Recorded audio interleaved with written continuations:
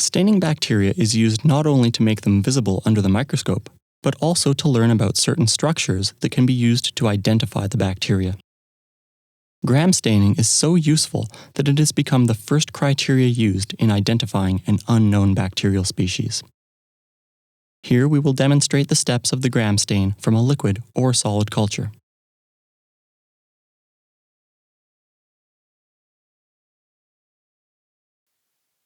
To begin, circles are drawn on a slide with a wax pencil to contain the cultures.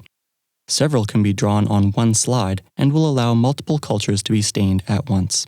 With a liquid culture, a drop is drawn out using aseptic technique and used to coat one of the circles on the slide. To transfer bacteria from a liquid culture, you should first ensure the cells have not all settled to the bottom of the tube. It is not necessary to allow the wire to get red hot for more than a few seconds. The wire loop is not yet ready to use, as it must be cooled for at least 30 seconds to make sure it will not kill any of the bacteria you seek to transfer. The loop is used to draw out a drop of culture from the tube. If the culture looks like it may not have many bacteria, additional culture may be added.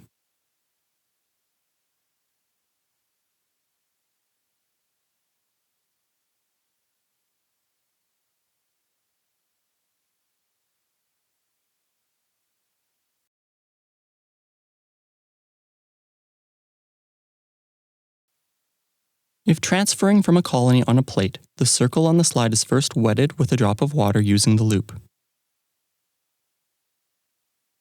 Then, a small amount of the colony is transferred aseptically to the drop.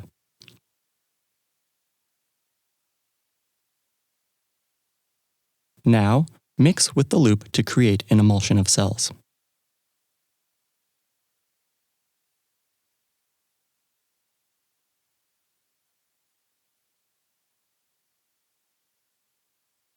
With either method, the slide must now be air-dried.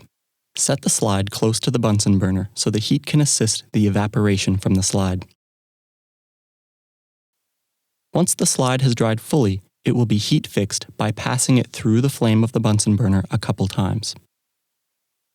If the slide burns you when touched to your forearm, it has been heat fixed for too long. There should be sufficient heat to melt some of the sugars on the cell surface to the glass, but not enough to damage the cells.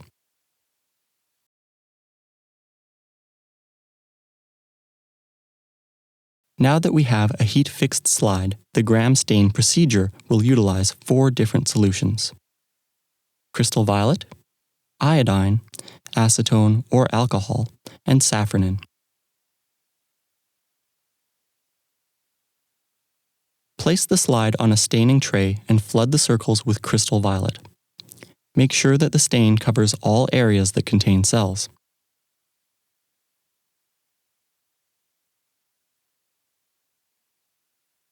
After 1 minute, pour the stain off and rinse the slide under running water.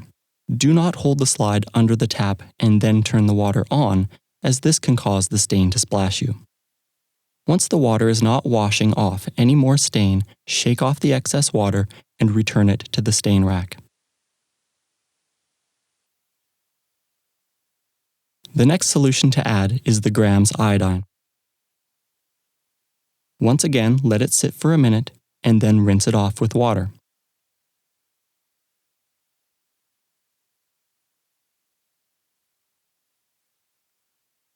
The third solution to use is the acetone decolorizer.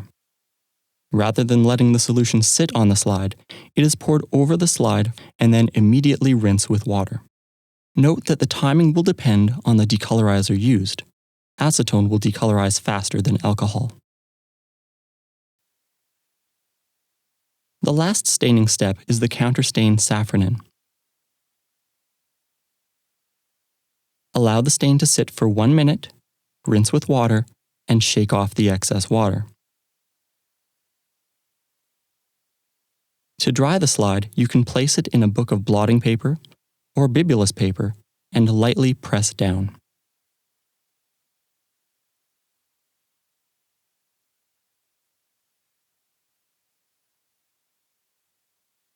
The slide is now ready to be observed under the microscope under oil immersion. Here are some sample views from a completed Gram stain.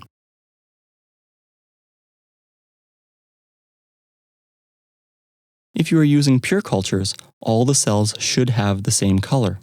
If not, you may be decolorizing for too long or not long enough. One way to tell is to look at controls where you know what the Gram reaction should be. You should make note of not only the Gram reaction, but also the cell shape and cellular arrangements.